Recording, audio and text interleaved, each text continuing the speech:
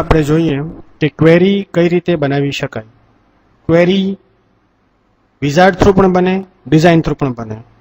Wizard through ખૂબ easy છે. એ તમને પોતે પૂછશે, સ્ટેપ પૂછશે. For example, simple query wizard, એની અંદર તમારે ફિલ્ડ જોઈએ છે, રોલ નંબર અને નામ. બે જ ફિલ્ડ જોઈએ છે, એટલે આ કામ થયું પ્રોજેક્શનનું. હવે would you like a detail of summary query? બધી જ ડિટેલ્સ જોઈએ છે. સમરી એટલે ટોટલિંગ જોઈતું નથી કશાનું. તો ટેબલ કયો આવશે અહીંયા?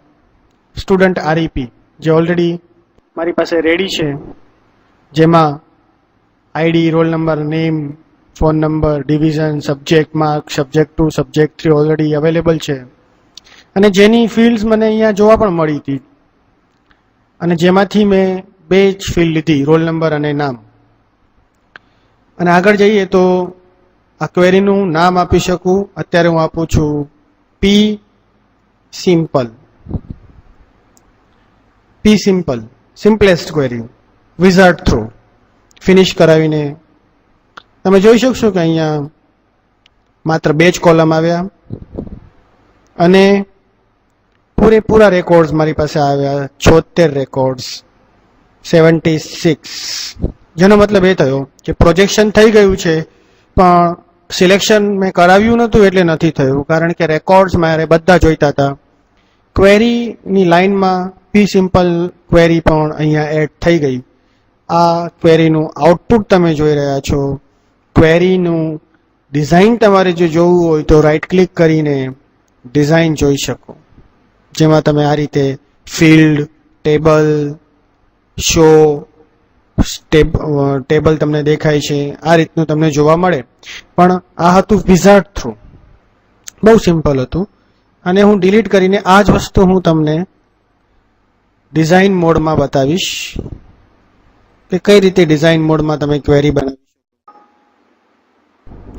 અહીંયા સૌથી પહેલા ક્રિએટમાં, ડિઝાઇન ક્વેરીમાં, ક્વેરી ડિઝાઇનમાં ક્લિક કરીશું.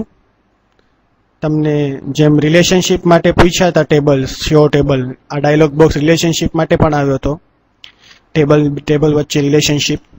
તો એક્સ્ટ્રા અને સ્ટુડન્ટ રિપોર્ટ. તો આપણે ક્વેરી બનાવી છે કયા ટેબલ ઉપર?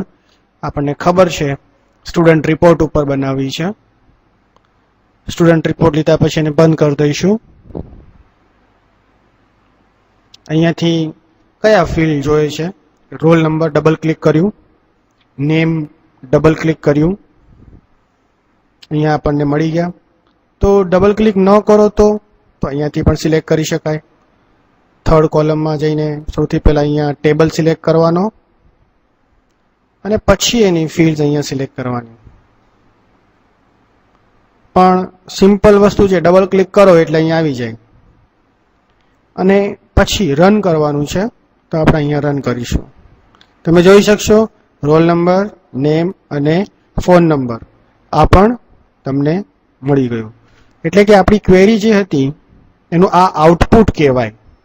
અને ક્વેરીની ડિઝાઇન એ આપણે જે બનાવી તે.